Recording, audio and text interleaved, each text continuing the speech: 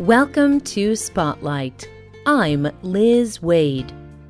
And I'm Bruce Gulland.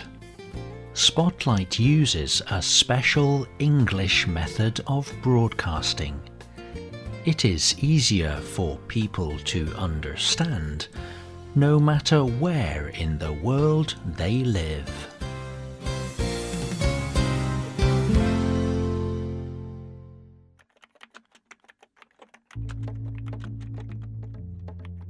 A woman is working on her computer. An image appears on her screen. It is not an image the woman wants to see. In it, a man is killing a dog. The woman quickly dismisses the image. Soon after, another image appears. This image is also difficult to look at. In it, two people are performing violent sexual acts. The woman dismisses this image too. Seeing these images is clearly difficult for the woman. But as she sits at her computer, the images continue to come. She will not turn the computer off or get up and walk away. She dislikes them, but looking at these images is part of her job. She is a content moderator. Many people work in a job like this. But people rarely think about the people doing these jobs. Today's spotlight is on the human cost of content moderation.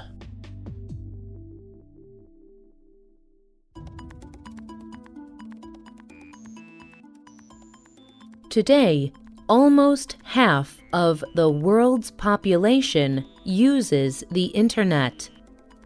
People use it to share content like videos, images, and ideas. The Internet can be a wonderful thing. It can help connect people and spread understanding.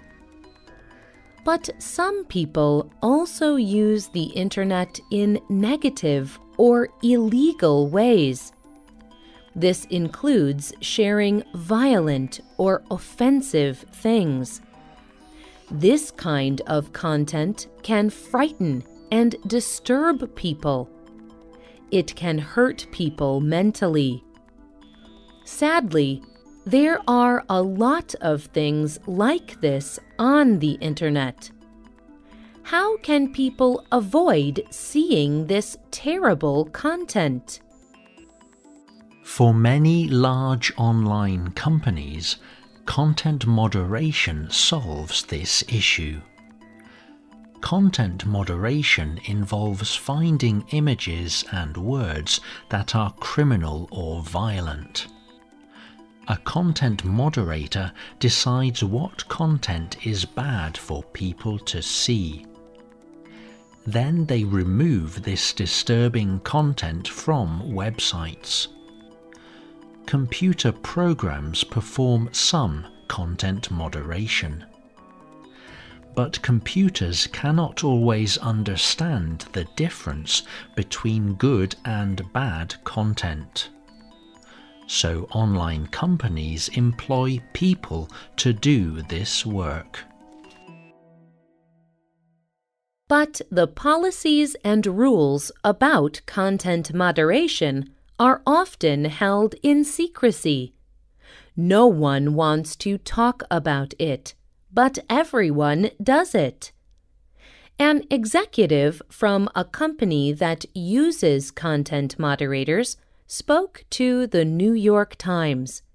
He did not share his name, but he said, "Online companies pay millions a year for content moderation. It provides some control over the Internet which for the most part is not controllable. If businesses do not do it, their chance to make more money will completely disappear.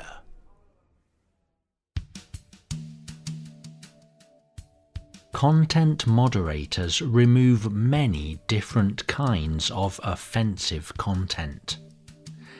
This content may include violence, pornography, child abuse, animal abuse, or hateful images. How does a moderator decide what should be deleted? Some of the decisions are simple, but others may be more difficult. They may change depending on the culture or a person's beliefs. Dave Wilner began working at Facebook in 2008. He told The Verge, "We were told to take down anything that makes you feel bad in your stomach."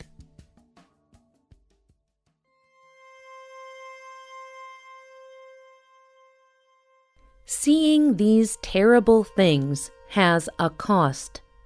For example, a content moderator could see 100 terrible images or videos in a day. Seeing this many horrible images can be very bad for a person. Many moderators are not prepared to see so many terrible things. And it is a job that becomes more and more difficult over time. Rob is a former moderator for YouTube. He tells Wired magazine, "Everyone reaches their limit, usually between 3 to 5 months. You just think, what am I spending my day doing? This is horrible." Some content moderators develop mental problems. The stories and images that they see change how they think about the world. Some moderators become anxious or fearful. Other moderators become depressed. Rob experienced this. The videos he watched every day made him feel horrible. So he began to drink a lot of alcohol. This made him feel less emotional pain, but it did not really help. He tells Wired, "If someone made a video of violence against animals, they were usually the one who hurt the animal. That person was proud of it, and seeing it from the eyes of someone who was proud to do a horrible thing, not just a news report about it, it hurts you worse. It just gives you a much worse view of humanity." Rob left his job after only a few months. He could not deal with what he had to see.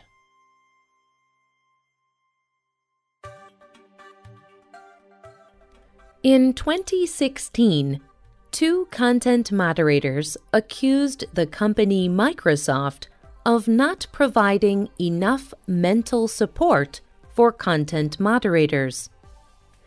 Microsoft employed the 2 men for several years.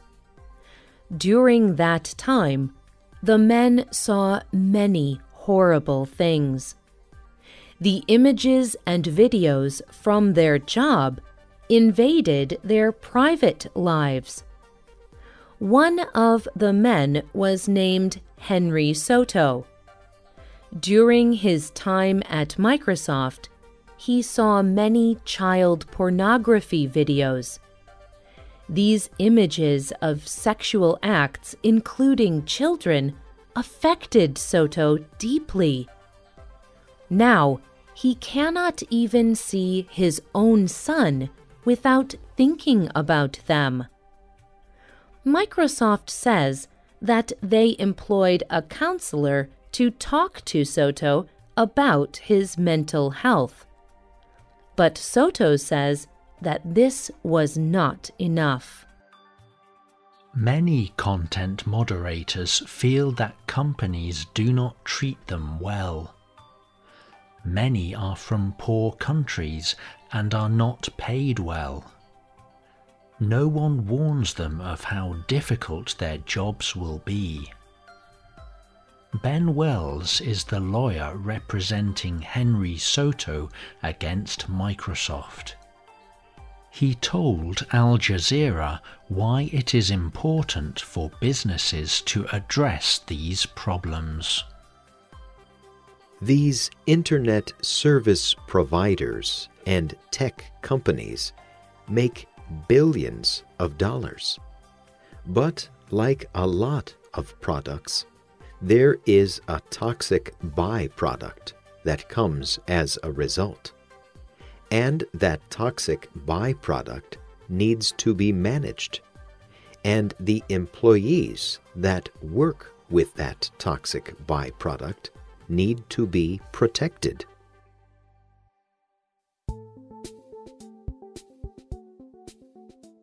Terrible content will always exist on the internet. So websites will continue to need content moderation. Making the internet safe for all people seems like a good policy. But who will make the content moderators safe? There seems to be no easy solution.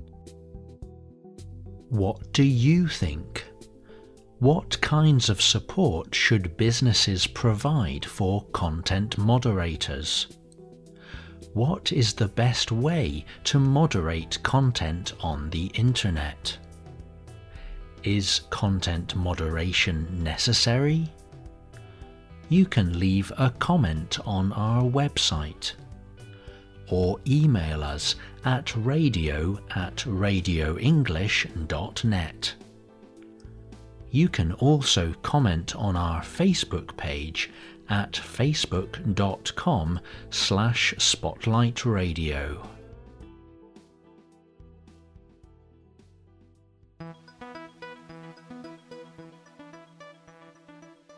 The writer of this program was Dan Christman. The producer was Michio Ozaki. The voices you heard were from the United States and the United Kingdom. All quotes were adapted for this program and voiced by Spotlight. You can listen to this program again and read it on the internet at www.radioenglish.net. This program is called The Internet's Secret Job. Look for our free listening app in the Google Play Store and in iTunes. We hope you can join us again for the next Spotlight program. Goodbye.